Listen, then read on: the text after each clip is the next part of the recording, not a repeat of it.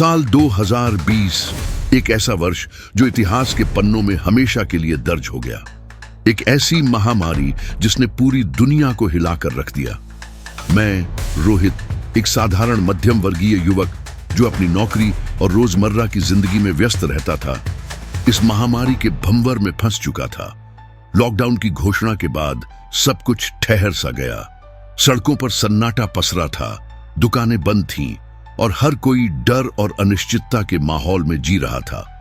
अस्पतालों से दिल दहला देने वाली तस्वीरें सामने आ रही थीं। कोई ऑक्सीजन के लिए तड़प रहा था, कोई स्ट्रेचर पर बेसुध पड़ा था और किसी का शव लावारिस पड़ा हुआ था। हर दिन न्यूज में कोविड के बढ़ते केस और अस्पतालों में जगह न मिलने की खबरें सुनकर दिल सहम जाता था। लेकिन असली परीक्षा तब आई जब मेरे पड़ोसी शर्मा जी की तबीयत बिगड़ गई। शर्मा जी हमारे मोहल्ले के सबसे मिलनसार इंसान थे। 65 साल के बुजुर्ग, लेकिन हमेशा हंसते मुस्कुराते रहने वाले। मोहल्ले में किसी को भी जरूरत होती तो वे सबसे पहले मदद के लिए खड़े हो जाते। लेकिन शायद किस्मत को कुछ और ही मंजूर था।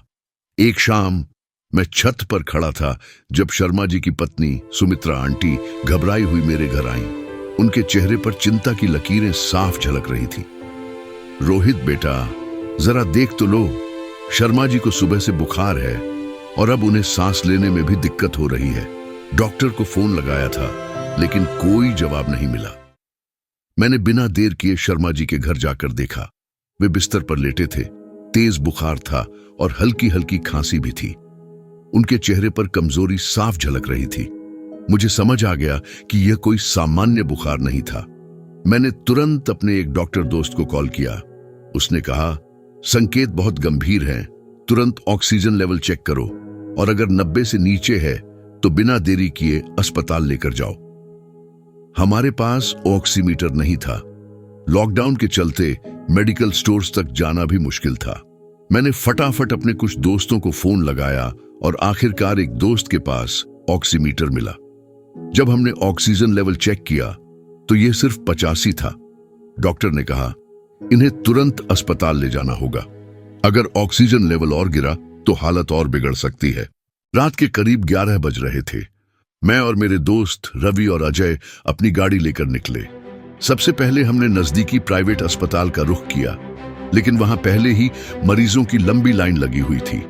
गेट पर खड़े गार्ड ने हमें रोकते हुए कहा, सॉरी भाई साहब, यहां अब एक भी बेड खाली नहीं है। जितने भी मरीज हैं सब वेटिंग में हैं। किसी को डिस्चार्ज नहीं किया जा रहा। हमने उसे बहुत समझाया, गिड़गिड़ाए, लेकिन कुछ फायदा नहीं हुआ।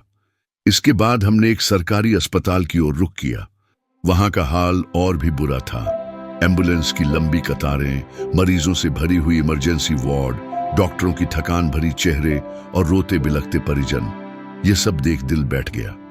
मैंने अंदर जाकर एक डॉक्टर से बात करने की कोशिश की। उन्होंने कंधे पर हाथ रखते हुए कहा, भाई, हम भी इंसान हैं। हम पूरी कोशिश कर रहे हैं, लेकिन अस्पताल में जगह नहीं है। तुम किसी और अस्पताल में ट्राई करो। रात के 2 बज चुके थे। 4 अस्पतालों में जाने के बाद भी कोई जगह नहीं मिली थी। शर्मा जी का ऑक्सीजन लेवल अब 82 तक गिर चुका था। उनकी हालत बिगड़ती जा रही थी। मैंने घबराकर सोशल मीडिया पर मदद की गुहार लगाई। कुछ लोग जवाब देने लगे, लेकिन तत्काल कोई हल नहीं मिल पा रहा था। फिर अचानक एक मैसेज आया, XYZ अस्पताल में ऑक्सीजन सपोर्ट वाला एक बेड खाली है, लेकिन जल्दी पहुंचना होगा। हमने बिना वक्त गंवाए गाड़ी स्टार्ट की और वहां पहुंचे। गेट पर हमें रोका गया, लेकिन जब मैंने डॉक्टर से फोन पर बात करवाई तो उन्होंने अंदर बुला लिया। जब शर्मा जी को स्ट्रेचर पर लिटाकर अंदर ले जाया गया तो मेरी आंखों में आंसू थे। मैं बस यही सोच रहा था कि अगर हमें यह बेड न मिलता तो क्या होता। अस्पताल के दरवाजे से अंदर कदम रखते ही जैसे एक अलग ही दुनिया में आ गया था। दीवारों पर दवाइयों की गंध, बेड पर लेटे मरीजों की कराहटें, रोते बिलखते परिजन और थकान से चूर डॉक्टर और नर्सें, ये सब देख दिल बैठने लगा। शर्मा जी को आईसीयू वार्ड में भर्ती कर लिया गया था, लेकिन मेरा मन बेचैन था। अस्पताल का माहौल भारी था। जहां देखो वहां बस संघर्ष और दर्द ही नजर आ रहा था। हर तरफ सफेद कपड़ों में लिपटे डॉक्टर और नर्सें भाग दौड़ में लगे थे, जैसे वे थक कर चूर होने के बावजूद भी हार मानने को तैयार न हो। मैं वहीं खड़ा था जब एक छोटी सी लड़की अपनी मां का हाथ पकड़े डॉक्टर से बार बार कह रही थी, डॉक्टर अंकल प्लीज मेरे पापा को बचा लीजिए, मम्मी कहती हैं कि वो बहुत स्ट्रांग है, आप उनको ठीक कर देंगे ना। डॉक्टर के चेहरे पर कोई जवाब नहीं था। उनकी आंखों में थकान और बेबसी साफ झलक रही थी। शायद वे जान चुके थे कि लड़की के पिता की हालत नाजुक थी। मैं उस मासूम चेहरे को देखता रहा। उसके नन्हे हाथों में मजबूती थी, लेकिन आंखों में डर। इस महामारी ने किसी को नहीं बख्शा था, ना अमीर, ना गरीब, ना बूढ़े, ना बच्चे। एक रात जब मैं अस्पताल के बाहर बैठा था तो एक युवक घबराया हुआ दौड़ता हुआ अंदर आया। वह अपने पिता को कंधे पर लादे हुए था। प्लीज कोई डॉक्टर, कोई तो मेरी मदद करो, मेरे पापा को सांस नहीं आ रही। अस्पताल में बेड नहीं थे। डॉक्टर ने कहा कि उन्हें भर्ती करना मुश्किल होगा। वह युवक रोते हुए घुटनों पर गिर पड़ा। मुझे नहीं पता कि कहां से, लेकिन मैंने हिम्मत जुटाई और वहां खड़े एक डॉक्टर से विनती करने लगा, सर अगर कोई अस्थाई इंतजाम हो सकता है तो प्लीज करिए। यह आदमी इतनी दूर से अपने पिता को लेकर आया है। डॉक्टर ने थोड़ी देर सोचा और फिर कहा, हम स्टाफ रूम में एक अस्थाई बेड लगा सकते हैं, लेकिन कोई गारंटी नहीं है कि यह मदद कर पाएगा। अस्पताल के गलियारे में पसरा सन्नाटा, हर तरफ थके हुए चेहरे, मायूस निगाहें। एक मां बेंच पर सिर झुकाए आंसू पोंछ रही थी, तो वहीं एक बुजुर्ग व्हील चेयर पर चुपचाप शून्य में घूर रहे थे। कोई किसी को दिलासा नहीं दे सकता था, क्योंकि हर किसी ने किसी अपने को खोया था। दीवारों से टकराती कराहटें, बंद दरवाजों के पीछे चलती जिंदगी और मौत की जंग। एक डॉक्टर खिड़की से बाहर देखते हुए खुद से सवाल कर रहा था, क्या हमने सच में हार मान ली? यह सिर्फ एक अस्पताल नहीं था, यह जंग का मैदान था, जहां हर दिन इंसानियत का इम्तिहान हो रहा था। डॉक्टरों और नर्सों की हालत भी बदतर हो चुकी थी।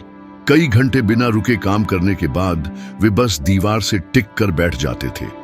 एक नर्स को मैंने देखा जो रोते रोते खुद को संभालने की कोशिश कर रही थी। मैंने पूछा, आप ठीक हैं? वह बोली, पिछले 2 दिनों में हमने 50 से ज्यादा मरीज खो दिए हैं। हम पूरी कोशिश कर रहे हैं, लेकिन कभी कभी हम खुद को असहाय महसूस करने लगते हैं। अस्पताल में जंग चल रही थी। यह जंग थी जिंदगी और मौत की, उम्मीद और हताशा की। हर दिन कुछ नए लोग आते थे और कुछ हमेशा के लिए चले जाते थे। यह अस्पताल सिर्फ एक इमारत नहीं थी, यह मौत और जिंदगी के बीच संघर्ष का मैदान था। करीब 2 हफ्तों बाद डॉक्टर ने कहा कि शर्मा जी की हालत अब स्थिर है और वे जल्द ही डिस्चार्ज हो सकते हैं। जिस दिन उन्हें घर लेकर आया, उनकी आंखों में कृतज्ञता के आंसू थे। रोहित बेटा, आज जो भी हूं तुम्हारी वजह से हूं। उनकी यह बात सुनकर मेरी आंखें भी नम हो गईं। मैं खुद को पहले जैसा नहीं पा रहा था। अस्पताल ने मुझे बहुत कुछ सिखा दिया था, दर्द की गहराई, उम्मीद की रोशनी और इंसानियत की ताकत। यह महामारी हमें बहुत कुछ सिखा गई।